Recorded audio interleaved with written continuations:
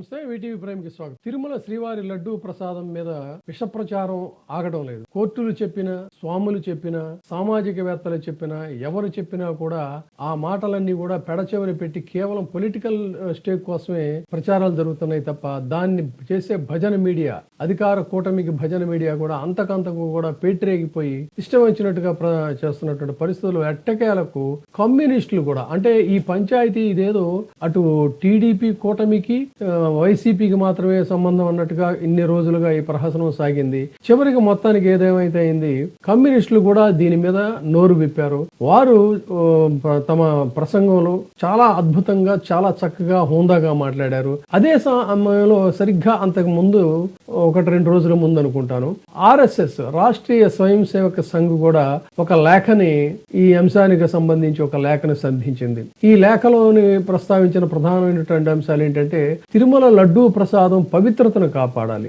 భక్తుల మనోభావాలను రాజకీయంగా ఉపయోగించకూడదని చాలా స్పష్టంగా రాష్ట్రీయ స్వయం సేవక సంఘ్ తన లేఖలో తెలియజేసింది. కానీ భక్తుల మనోభావాలను రాజకీయంగా ఉపయోగించకూడదంటే అదే పదే ఆ భజన మీడియాలో చర్చోపచర్చలు, వార్తలు, విశ్లేషణలు, ప్రకటనలు ఇవి కొనసాగుతూనే ఉన్నటువంటి పరిస్థితి.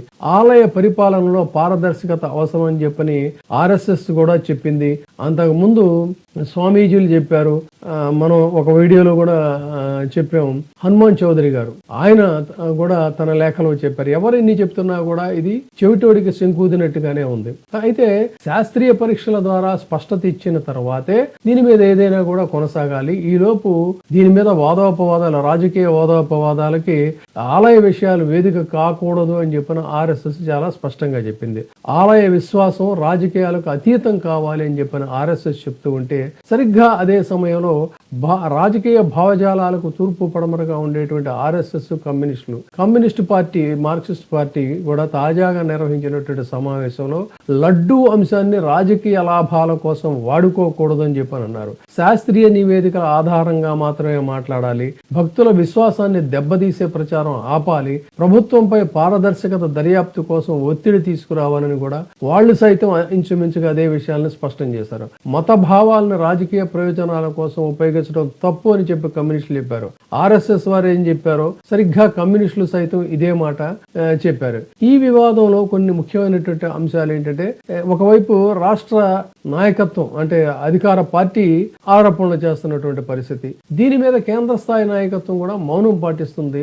దీని మీద స్పష్టత ఇవ్వాలి అని చెప్పని కమ్యూనిస్టులు డిమాండ్ చేశారు. అంటే సిబిఐ లేదా ఇతర నివేదికలు ఆల్రెడీ ఒక దర్యాప్తు చేస్తున్నా కూడా దీని మీద ఎంత రాద్ధాంతం చేస్తున్నారు కాబట్టి మధ్యలో జోక్యం చేసుకుని స్పష్టత ఇవ్వాలని చెప్పని కమ్యూనిస్టులు డిమాండ్ చేశారు. ఇది చాలా బాగుంది. ఇది ఎందుకంటే వాళ్ళ యొక్క ఛార్జ్ షీటు ఫైల్ చేసిన తర్వాత ఇంత రాద్ధాంతం చేస్తున్నటువంటి పరిస్థితుల్లో మరి వాళ్ళు జోక్యం చేసుకోవాల్సినటువంటి అవసరం అయితే ఉంది. ఎందుకంటే తీవ్రంగా భక్తుల మనోభావాలను దెబ్బతీయటం, ప్రసాదం యొక్క ఇమేజ్ ని పూర్తిగా డ్యామేజ్ చేయడం జరుగుతున్నటువంటి పరిస్థితి. అలాంటి పరిస్థితుల్లో ఒక 2 ప్రముఖమైనటువంటి వ్యవస్థలు, అటు ఆర్ఎస్ఎస్ వ్యవస్థ, ఇటు కమ్యూనిస్టులు, భిన్న సిద్ధాంతాలైనా కూడా ఇద్దరు కూడా ఒకే విషయాన్ని చెప్తున్నప్పుడు కనీసం దీని మీద అయినా సరే కొంత వాళ్ళ యొక్క దీనికి గౌరవం ఇచ్చి రాజకీయ భావోద్వేగాలకు అతీతంగా దీన్ని వ్యవహరించాలని చెప్పి మనం కోరుకుంటున్నాం. కానీ వ్యవహారం చూస్తే మాత్రం అధికార కూటమి, ప్రత్యేకించి టీడీపీ దీన్ని ఒక రాజకీయ ఆయుధం కింద మలుచుకోవాలని చెప్పని,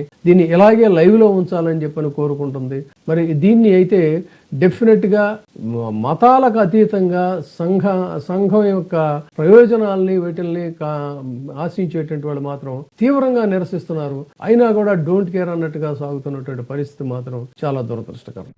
ఇప్పుడే సబ్స్క్రైబ్ చేయండి, లైక్ చేయండి, షేర్ చేయండి. వీటీవీ ప్రైమ్, నీ ఉత్తమాభిరుచుల సమ్మేళనం.